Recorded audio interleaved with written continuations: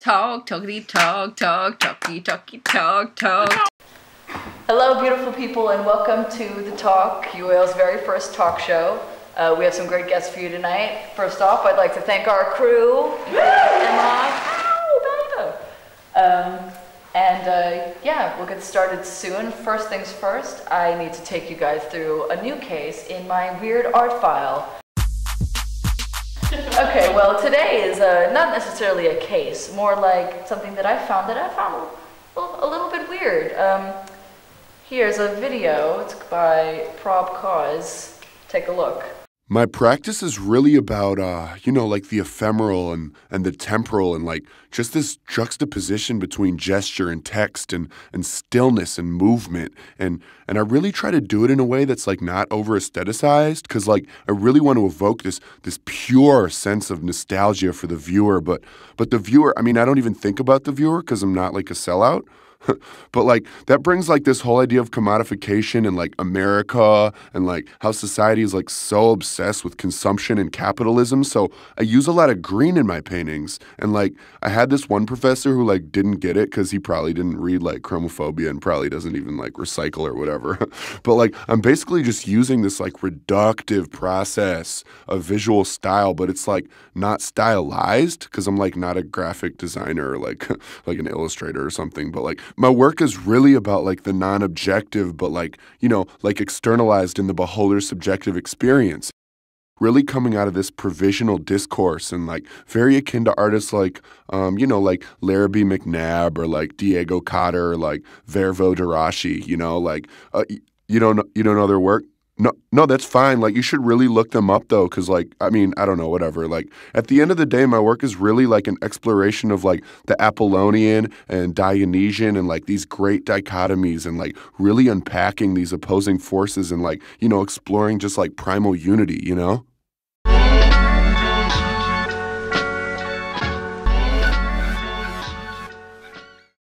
There you have it, a hilarious video about a person who I'm sure we've all met once in a while for sure. I mean, just in general. Check out Prob Cause. They got Instagram, Twitter, Facebook, Prob Cause TV. They're excellent. Now, time for our first guest. The Talk. Okay, let's welcome on our first guest of the evening, Caroline Lake. Hi, Caroline. Hello. God. Come, take a seat. Welcome to the show. Thank you. Welcome to the show. Nice to be here. So, I'd like to ask you about a project that you did, but first of all, which course are you on and what school do you attend? I'm at Central St Martin's and I'm in my last year of BA Fine Art. Oh, fantastic. All right. And how's that going? You enjoyed the course? Yes, I have. It's really good, yeah. Fantastic. Enjoying it. Now, the piece that I want to talk about is one that you did down here in the streets of St. Martin's. Last week, yes. What was it called? It was called Creep Karaoke. Creep Karaoke, you guys. This is such a cool idea. And, I mean, okay, what was it about? Tell everybody what it was about. Okay, basically I just wanted to do a karaoke, but where I wanted to work in the space. There's a big white space project that was going on a couple of weeks ago. And I wanted to interact with the space with sound, but what I decided to do was put somebody inside have a box for somebody to sing along on headphones and sing along to Radiohead's Creep. So fun. It's so cool, like. Which I chose because I just thought it would kind of deviate from the white space and whatever else was going on. And just have their voice basically coming out of this box. It worked so well. We have a clip that we just would like to show you. Just 40 to 50 seconds. Just take a look. It's so funny.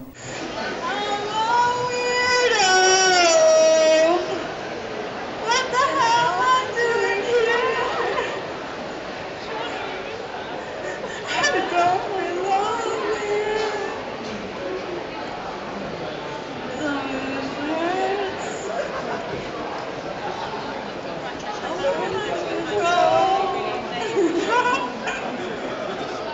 I want a perfect body.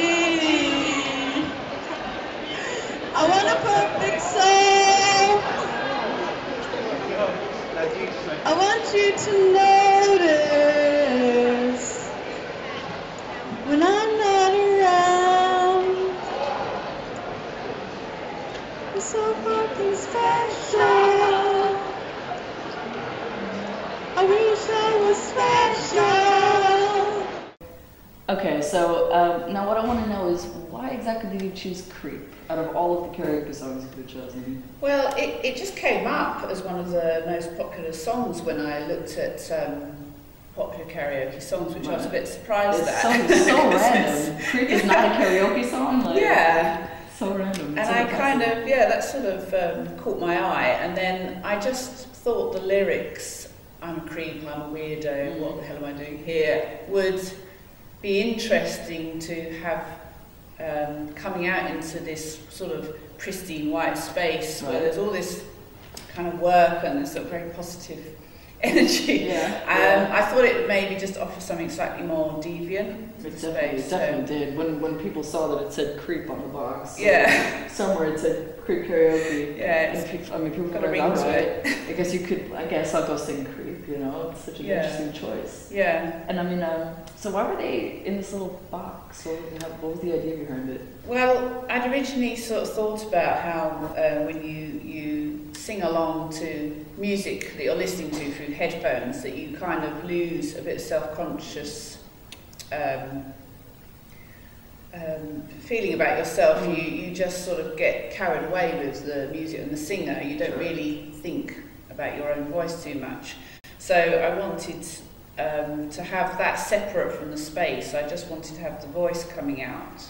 But I wanted them to feel quite an intimate experience of listening, as you would, like if you were just listening on headphones to music. Obviously, everybody knows that. When you're listening to music, you are completely in your own your own world. That's right. Yeah. So I thought put them to have somebody just in a box where they're quite, they can't sort of see everybody else, and they sort of feel quite safe in a way. And the lyrics are sort of up on the wall, sort of right in front of them. So it's just fantastic because I mean, when you hear it on the clip, it's just so funny. People don't know the words, people don't know the tune, but it doesn't even matter. Like it just did it. It's so excellent. Yeah. And it's such a good I mean, were you happy with the results? I was. I wasn't sure. Did it meet your aims? You know, or did I don't know. Yeah, I mean, it certainly caught people's attention walking past, and it was the fact that there were gaps in between, people singing. So, I mean, I had another at the beginning of when I started to film it. There's actually a lady just went and stood right in front of my camera,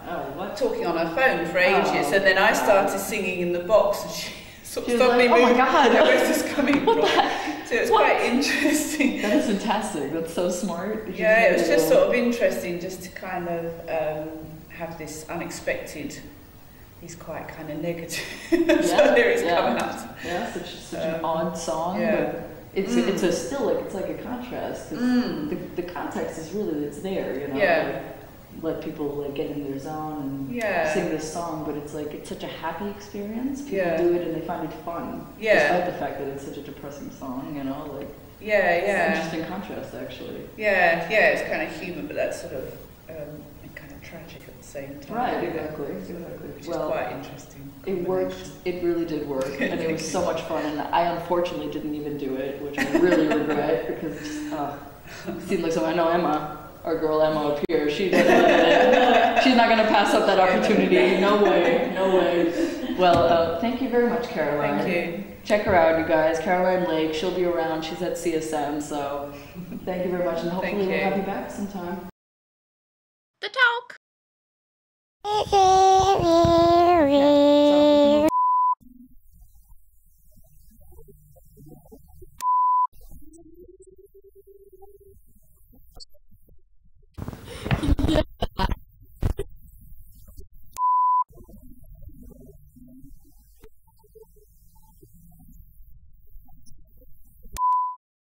The talk.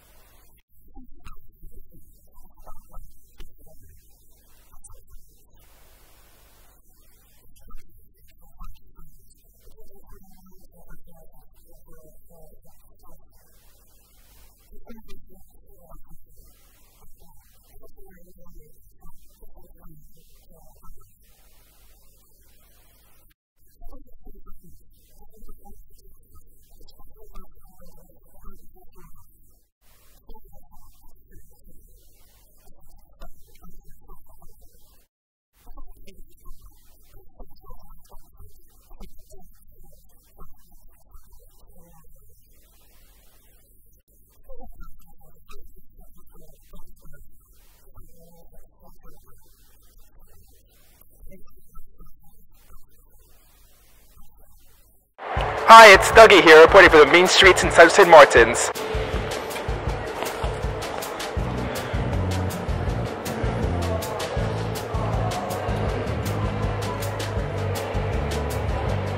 Girl, what is this? What is this? Sorry. Have you seen the Sarah Lucas exhibition? No, not yet. No, do you know what it's about? No, I have no idea. Seen the Sarah Lucas exhibition at all? Either of you? No. Do you know what it's about? No. Oh, it's pretty much about boobs and dick and sex. Okay. What do you think about those subjects? That's everywhere. Do you think that art can have boobs and dick? Yeah, it's fine. You think it's fine? Everywhere. Yeah, Do you think it's overplayed? Recently, I went to the cinema yesterday and I had choice of 3 movies and all of them were about sex. Was it a porn theater? Do you think that it's overplayed? No? So what do you think about boobs and dick? It's natural. It's natural. They do, don't they? No. No, that was just a normal What movies are you watching? cinema. That was the new French movie of Ozon. French people just love nudity, don't they? Yeah, but I don't know. It's for sale, like everything. Okay. Thank you very much. Okay, well, anyway, thank you. Thank you.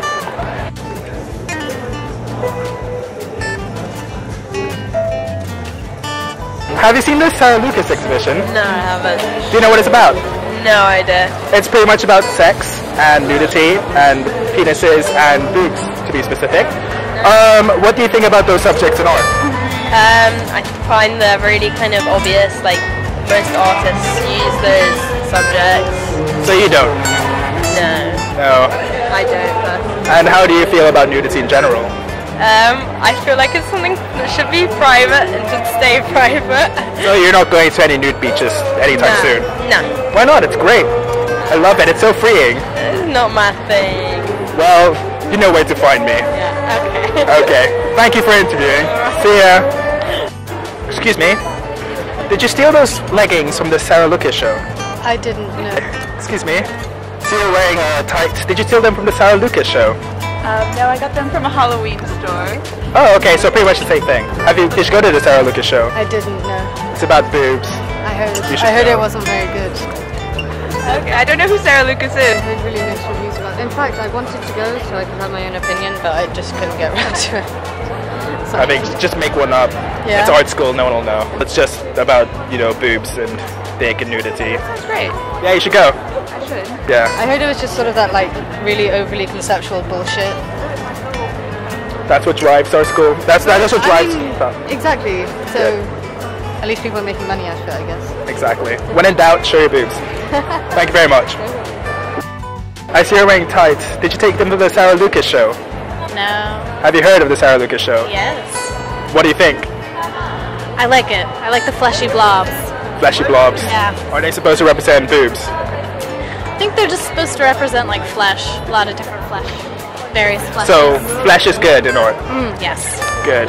That's what I think. Yes. Love it. As much flesh as possible. Flesh, just all over flesh. Everywhere. Thank you. Thank you very much. No problem. Can I talk about have you seen the Sarah Lucas exhibition? No, I haven't. Okay. Hi. Have you seen the Sarah Lucas exhibition? No, not yet. No. Well, I don't think you want to hear about it because you're eating. But it's like really about like sex and boobs and dick and just nasty. Yeah. What do you think about it? Well, I've heard 2 really extreme opinions about it. One thing is really artistic. What do you think of using those images in art? I suppose it depends in regards to what the story she's trying to tell. It's really like new, really avant-garde. Whitechapel? Oh, right. Okay. I knew that. Okay. Yeah, I guess if you're trying to make a statement. And the other people think it's just completely ridiculous. If it's art, then it's okay, right? I don't know. I think it's interesting. Crazy and yeah. Fair enough. Well, thank you very much for being good sports. Do you prefer big tits or a big dick? None of them actually. Okay, well, you're weird.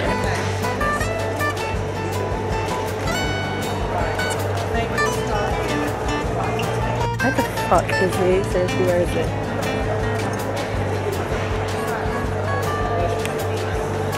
Dougie?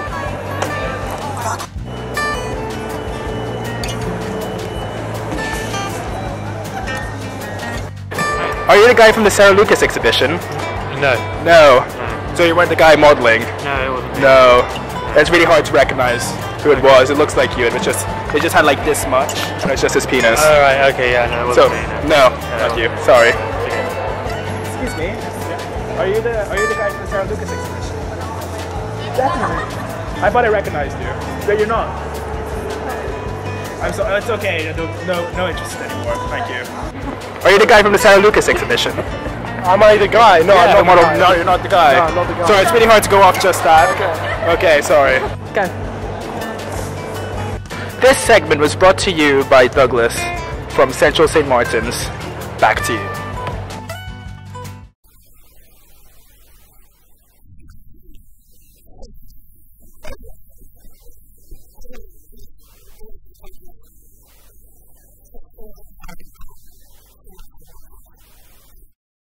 The talk.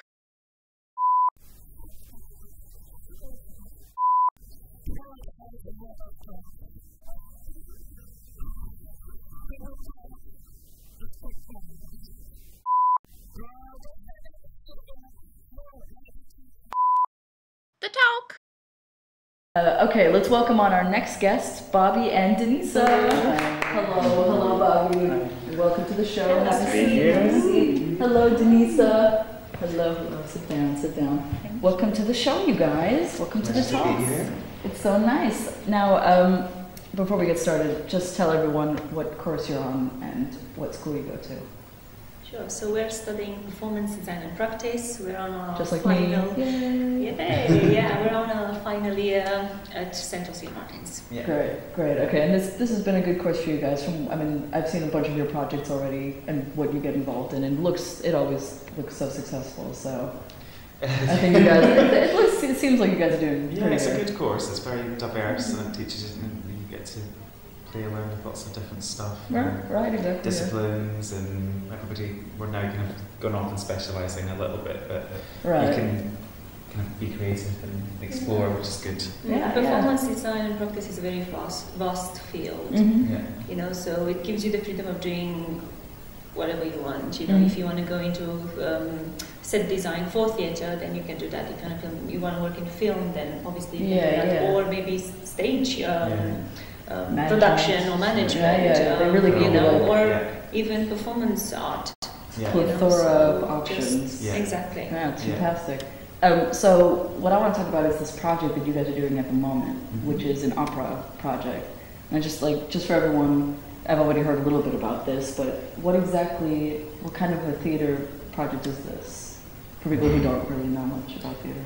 It's a company called English Pocket Opera, and they are based. Their idea is that they teach young people about opera because it's quite an old school fuddy-duddy kind of posh, rich person's pleasure. But they go around schools and teach them about the opera that we're designing prior to the show happening, and then when the show comes along, the kids come to see it and they know the story and they can, in theory, sing along if they wanted. That's really smart, actually. Kids never get to learn much about opera, really. So we basically are the we say professionals loosely. We are the professionals. Designers that are designing their show. Great. So So it's a promenade performance, which will take a large audience from the street. Here at Central St. Martin's, through various spaces, these performance spaces at Central St. Martin's. Great. We have 9 designers, so that equals to 9 spaces, 9 designs. And each scene belongs to a certain design, certain space. Oh wow, but 9 spaces, actually quite a lot.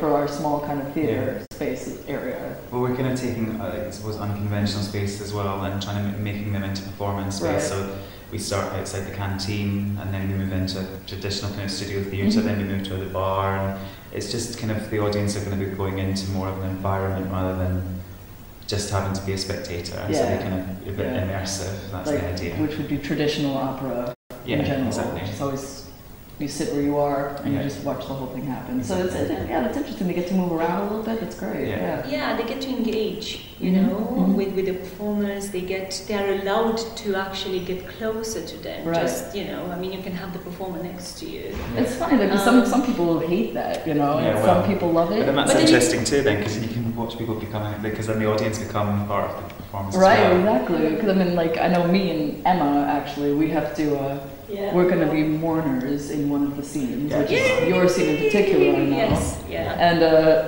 like, it's going to be kind of weird just standing somewhere and pretend like just crying while these people are walking by you like this close, you know. So I know. No more than that. No more than that. I'm just saying, it's a great way to try opera, you know. Yeah. And what is the opera piece that you're going to be doing? So it's called Orpheus and Eurydice.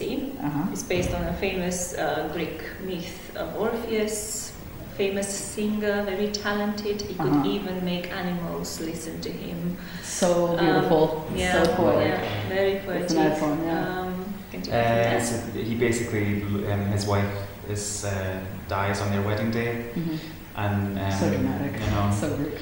And then he travels to the underworld to try and get her back again because he loves her so much and he can't live without her. Oh. And then he's told that he can have her back, but he has to lead her out of the underworld and not look at her. And so she gets very upset and sings a sad song about how she feels neglected. And so he turns around to look at her and then she disappears again. And then the god of love comes back and says, you love her so much that you can have her. Oh, wow. And then they get together and then they have a nice party. That is so nice. That is so nice. And I mean, I hear you have professional singers actually doing these parts. Yeah. Do you know any of the songs? You can come on, Denisa. I know you like it. I know you like it. Give us a little taste. No, I mean, for example, in my scene, obviously, because it's a funeral scene, which will take place in the studio theatre, and it's a very dramatic moment because we get to, you know, we actually get to see the funeral, her funeral, Eurydice's funeral, and all the audience will become, you know, a part of that. So it's not just the person who they don't know, you know, they're obviously at her funeral, so they are attached to it, you know, to this moment. They have an emotional engagement. Yes, absolutely. You know, opera usually it's very dramatic, and it's all about this and that, and you know. So I think we were all, wait and see. So you know, we were all kind of trying to avoid those moments of like cliches moments, you know, or actually make them emphasize on that, you know, and make them so obvious that it becomes a bit too much, ridiculous, you know, and maybe that's the fun of it. Like for example, in in your scene, in the foyer. You're doing your scene in the studio. Yeah, we're all given kind of, like I said before, unconventional spaces. So I'm in the foyer of the theatre, so it's a kind of industrial. It's very much like the Simmons building. It's very industrial and very concrete everywhere, and so I'm trying. My design is kind of juxtaposition to that, kind of maybe parodying or kind of taking the piss out of opera, but kind of traditional sense. That's great. Yeah. We'll see. I'm all in favor of that. I'm all in favor of dissing what is usually traditional. But then it will be a fun way to show kids.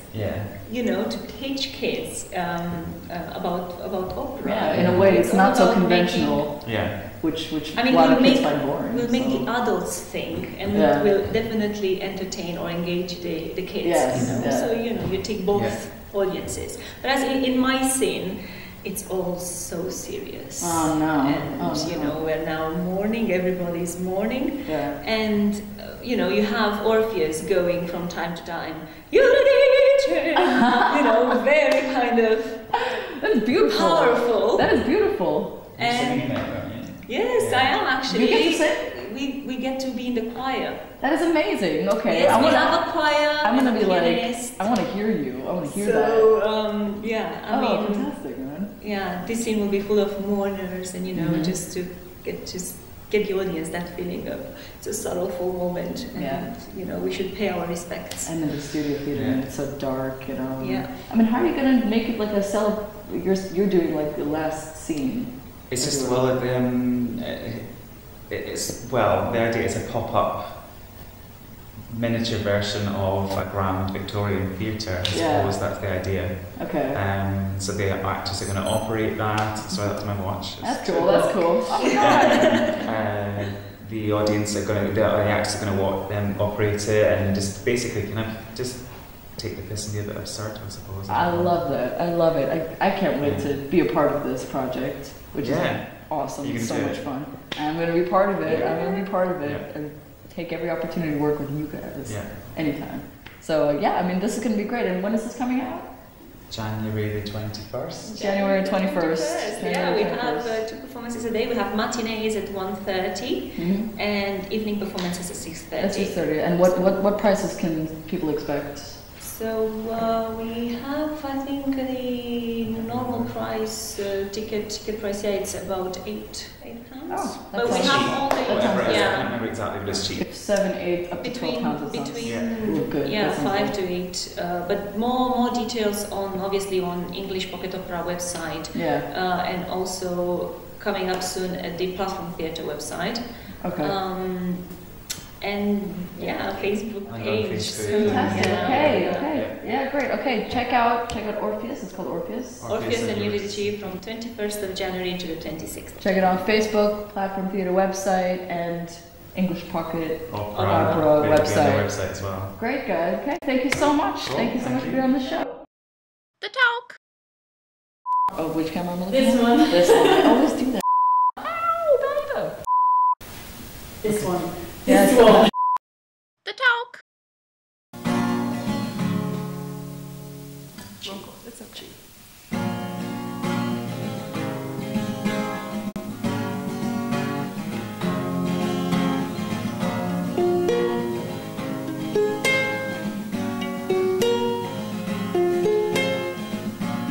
Tell me your story. Oh, traveling man, what lands do you have from, and what did they do? Did they let you go? Did they leave you behind? Well, either way, tell me, traveling man, what did they do to you when you're stranded out there under neon skin like the sky moon, and when no one else is there and you're left to count your bruises and all you stay shine. Others they change, but they won't be as bright as mine.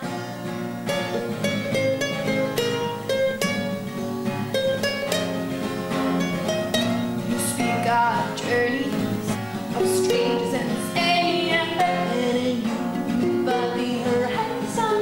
Found this world didn't have no end. And why does that scare you? You can get no further away from my land. You turned your back on, but your heart is hiding there anyway. When you're stranded out there under neon lights, feel like the shadow of the moon, and I know the world is fair, and you're left to count your bruises and all the stars shine. Colors they change, but they won't be as bright as mine.